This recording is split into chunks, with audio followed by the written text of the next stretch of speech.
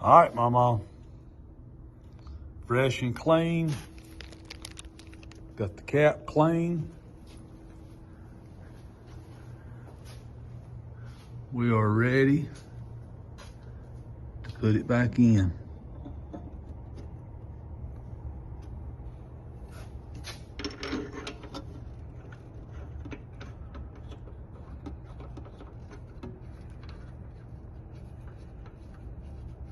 Fixing to find out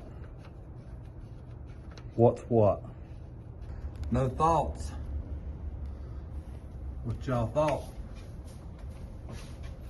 in the video last night?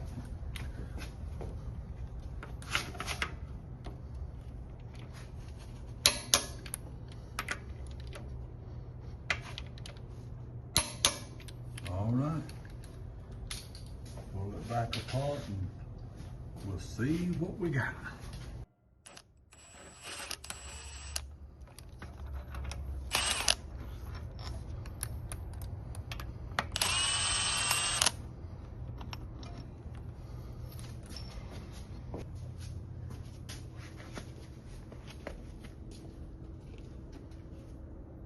Well, there you have it.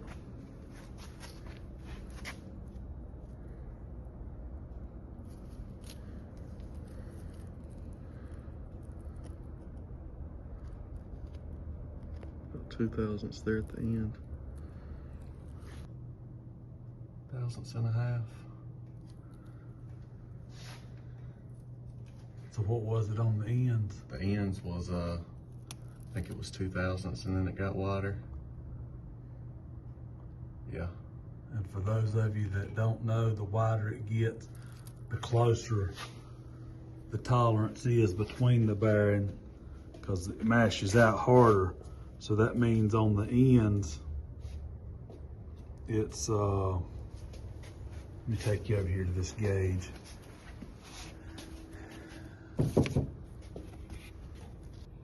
So you can see the wide green one is 3 thousandths. Is 1 thousandths.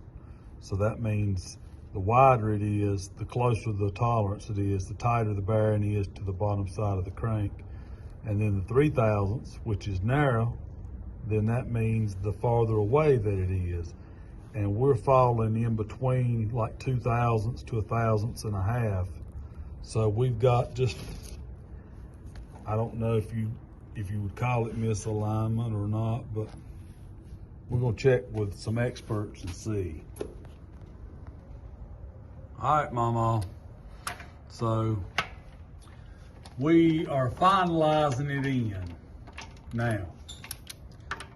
I know that probably gonna be a lot of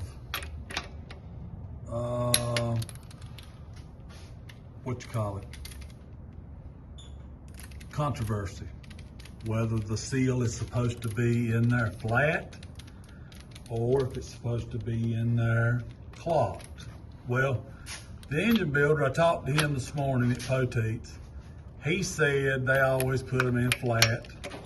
He said that the instructions that he was reading in front of him showed that they were supposed to go in flat. Well, the guy yesterday, that's the Ford guru in my area, who so many people trust, he puts them in flat. And I said, okay, well, the manufacturer says right there to offset the seal, the parting lines, 3/8 of an inch from the cap and the block surfaces. It tells you how to do it. That's exactly the way we did it. We clocked it 3/8 of an inch. We applied a thin film of Right Stuff along the edge like it says. We tapped a little bit on the end of the seal. It says to put a little bit on the end of the seal. That way, where they join at, if any oil gets by, it will be sealed. So that's just the way we done it. So we got to clean up this front here where we used the Right Stuff up front to seal the pan. The Right Stuff is really good. So y'all stay tuned. All right, Mama. Check this out. I'm sorry. I hate that we didn't get you back in here, but we got started on it and we just went with it. You know, there's a lot of videos on YouTube about an oil pan, but I will tell you how we done it. That cap, I put a bead of Right Stuff in it, and then up here I put a bead of Right Stuff in it. We used the two dowels right here to put in the back holes of the pan, put the gasket up, locked the gasket in. Dylan held the gasket up here. I put a bead of Right Stuff on my pan, front and back, and went in at an angle, got the back locked, pushed it up.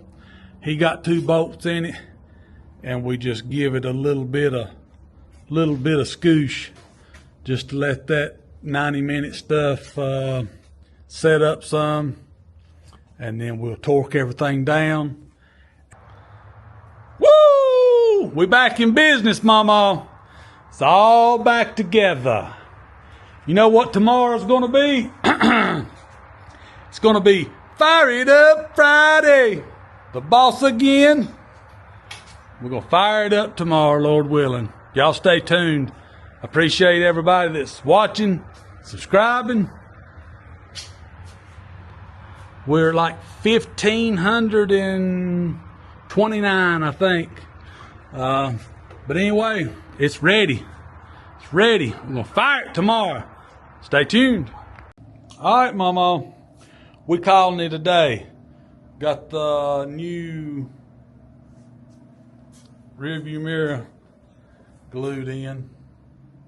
So, and we need the solenoid. Got to go in the morning and get a new starter solenoid.